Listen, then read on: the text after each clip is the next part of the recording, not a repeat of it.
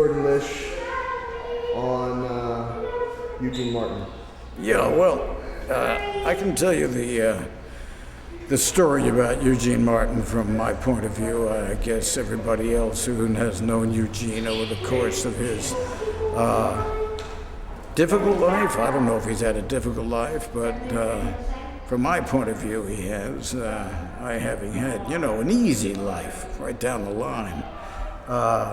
It's like this, a guy named Mike Sarkey, poet, lives down in Kentucky, Louisville. I think he lived in other places in Kentucky, and it's not really pertinent to what we have to say about Eugene Marten, whose name, by the way, I feel tempted to reduce to Gene Marten. I don't know why that is, but there it is, Eugene.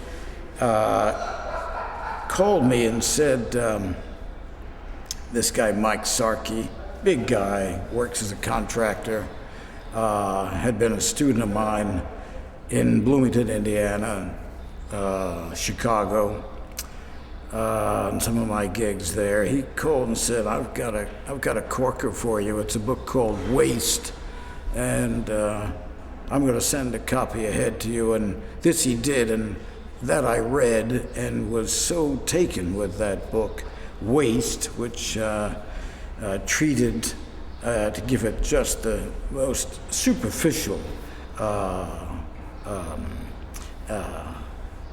don't want to say exposition, I hate that word, but to give you the sense of it, it treats a guy who's working as a janitor in a big building, and his adventures therefrom, or thereto, or thereby. And along comes this book from Sarkey that takes me apart so utterly that I order a batch of them from the publisher, which publisher it turns out to be Eugene Marten. It's one of these, I think they call them self-published books now, and in my day they called them vanity books, but the thing about Eugene Marten, or Gene if you prefer, is the man is absolutely scrubbed of every spicule of vanity. A man without vanity, I can tell you. Anyhow, I get a big bunch of them and I send them out to my writer friends, figuring this is going to scare the piss out of them. This is going to show them what writing is all about. And in due course, Marten comes to New York and we meet, and I am in the presence of a man that quite clearly is the author of his work. There's no shilly-shallying around here. There's nothing fraudulent, nothing fake. This man is all in. He then writes a novel called In the Blind, which treats a fellow who's out of the can and gets work as a locksmith and becomes so absorbed in the intricacy of... You gave me the wrong keys, and I took them. Could be ultraviolet. Becomes so absorbed in the intricacy of locks that we fall into the vortex of lock fixing and lock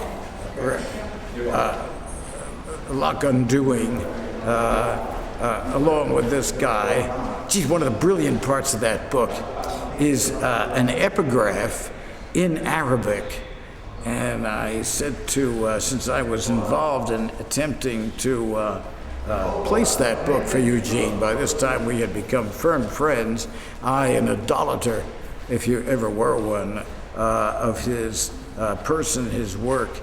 Hey, what the hell does that Arabic stuff say? I want to know when these prospective publishers to whom I'm sending the book around ask. And he said, I don't know. I don't know what it means. I just stuck it there.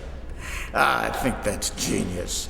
And thereafter, In the Blind was published in a modest kind of way.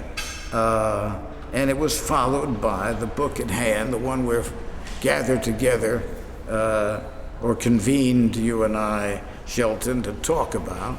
A book, by the by, whose cover I discovered quite by accident having reacted to it with the whinge, with the twinge, with the flinching that I expect most persons coming upon it in bookstores will, the hook in the meat of the thumb, was devised by yourself. What a thing, what a thing. This book, Firework, I sent around all over the place to the usual suspects, persons I thought might be inclined to take my word about what was worthy. And it turned out, of course, that not until Giancarlo Di Trampano, who's publishing this book as a debut adventure with his New York Tyrant book publishing adventure, was the book taken on.